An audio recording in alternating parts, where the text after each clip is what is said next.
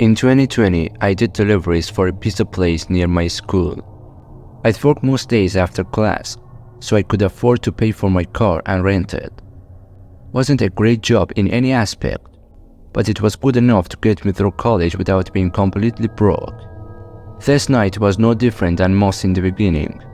I clocked in at 500 and delivered for 2 hours straight, then took a lunch break and started again at 8:30. I picked up the next order and started heading to the place. The address didn't look like a house, but the route it took me on to get there was not what I was expecting. It took me further out from town, away from most houses and stores, and into a business center. It was an area full of small office buildings and nothing else. I drove down the road and couldn't really tell what any of the addresses were, so I just followed the directions on the GPS and hoped it would take me into the right parking lot. When I turned in, I drove through a pretty long parking area until I reached the front of the building and could read the address. It matched up with the one on the order, but something was off. The parking lot was completely empty.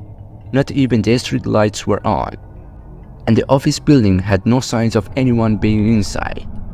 I double-checked the address, thinking there must have been a mistake, but it all checked out. I even tried searching it on Google for any places nearby with the same address. But no, this was it. I set my car in park and got out, glancing around before walking up to the door. It was a glass door with a dark tint covering it. I knocked, then took a step back and waited. It only took a moment before the door opened.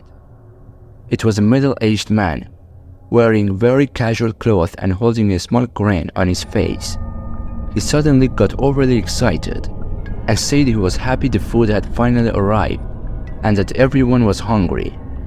I looked behind him, not seeing anyone else, and only a single light on, in the middle of the hallway, but I ignored it and just told him his total. He must have realized what I was looking for, though as he quickly explained that everyone else was in the rec room on the 3rd floor for a company party. I smiled to be polite, but the man was talking with an overwhelming amount of excitement. It almost felt like he had to be faking it.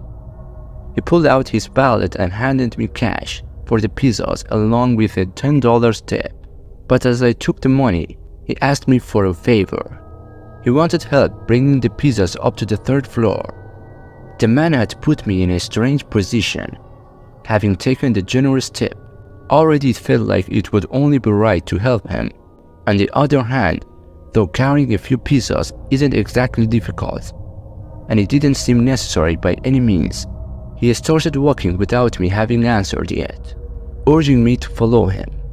As he made his way to a door leading to some stairs, I trailed behind, keeping my distance, but following him into the stairwell. As I entered, though I felt a cold rush of air and noticed all the lights were off, only the small light from the hallway lit the entrance to the stairs.